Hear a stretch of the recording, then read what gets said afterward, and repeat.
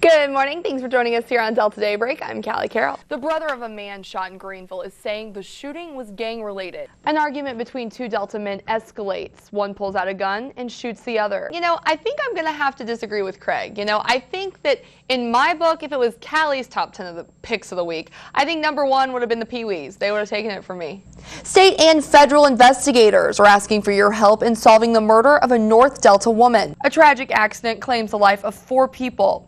It was a head-on collision in DeSoto County. I never felt like we warmed up yesterday. I felt like it just remained cold all day. Yeah. Governor Phil Bryant is creating a 5-member task force to review contracts at the Mississippi Department of Corrections. Okay, Vernon, if that was you, what would you do if someone tried to steal the ball from you? Thanks, Vernon. I'm out here on Camellia Drive where I'm here with Santa and Mrs. Claus. They're out here all week from 6 to 8 o'clock every night. Bring your kids by for a picture with Santa, and they can tell Santa what they want for Christmas. So, Santa, can I get your best ho, ho, ho? Whoa, ho, ho, ho. Merry Christmas. So this is really good. Because that person, it's and that's a scary situation. That's what we talked about, interpersonal, and that's a situation no one wants to be in. You are doing something really big right now in the state. Can you tell me a little bit about what you're doing? Be right back with Garfield's.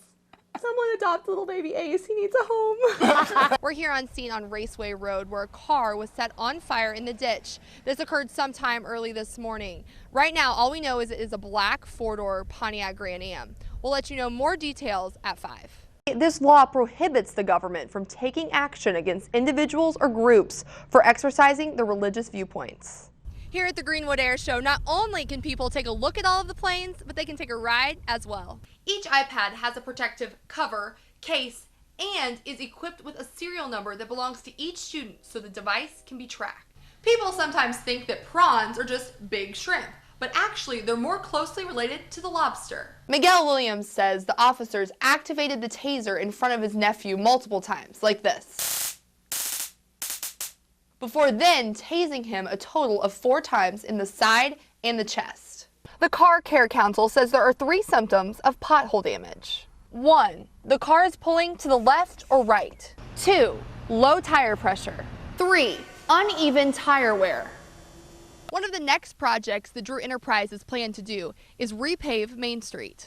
The law says that the government cannot penalize and cannot discriminate against individuals or groups because of religious views, even if they're abhorrent to the authorities. Mortimer Funeral Home also offers keepsake urns, so each family member can have a piece of the remains. A lot of people say that time heals, and it doesn't. To me, it reminds me of another day that she won't be here. 6 months ago, 5 children were left without a mother. On July 5th, 27-year-old Ashley Dingler's body was found on Highway 82, just east of Leland. Her body was halfway in the road. They said it looked like a hit and run. She was 126 pounds. If somebody hit her on that highway, there would be nothing of her left. There was maybe a small amount of blood out there. Where her body was at the edge of the road, there were cigarettes just lined up. Like the whole thing was staged. A month ago, a Facebook page titled Ashley's Voice for Justice was created. At the top of the page, it reads, Ashley Dingler was killed and her voice was silenced. Let's keep her memory alive and bring those responsible for her death to justice. It kind of took off. It started out as a letter, I guess you would say, and it ended up turning into something that was much more bigger than I could do myself. Ashley's sister says all the family wants is answers. I know there are a lot of people out there that know what happened. I know that people have gone up to the police department and told what they know has happened, and nothing's being done. The case remains open and has been turned over to the Mississippi Bureau of Investigation in Jackson. Ashley's family says they won't stop searching until the case is solved. And we've always been a close family. And to take something like that from us, to take it from 5 kids, it's not right. To show support for Ashley, you can join her Facebook page at facebook.com/Ashley's Voice for Justice. I'm Callie Carroll. Lakia, back to you. People often find themselves struggling between what they want to do and what they can afford to do. A big reason for a lack of finances among many Americans is the lack of saving. You need to save money for things that you desire to do. You know, that you can't just pull money out of your everyday paycheck to do. If you want to take a vacation, the Christmas shopping you want to do at the end of the year, you need to make provisions for those things so that they don't put you in a strain. Saving money sometimes seems out of reach or unattainable, but actually all it takes is patience, planning, and consistency. You can do things as simple as saving the spare change, your spare change.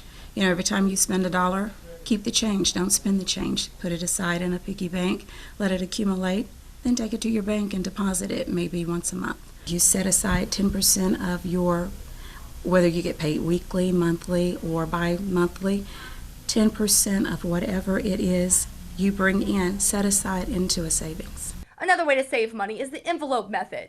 Each paycheck, the money is budgeted and then placed into categorized envelopes such as bills, gas, groceries, and entertainment.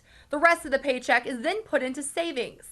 The only catch is, once the money is gone out of the envelope, that's it until the next paycheck. Setting a goal is imperative because if you set a goal, it will keep you focused. It'll keep at the forefront of your mind something that you want to accomplish so that when you're in the store and you're tempted to engage in impulse spending, that goal will refresh you. If you have a goal in mind, it will help you say no to instant gratification. In Leland, I'm Callie Carroll, WXVT Delta News. Online fraud typically takes the form of fraudulent emails and websites.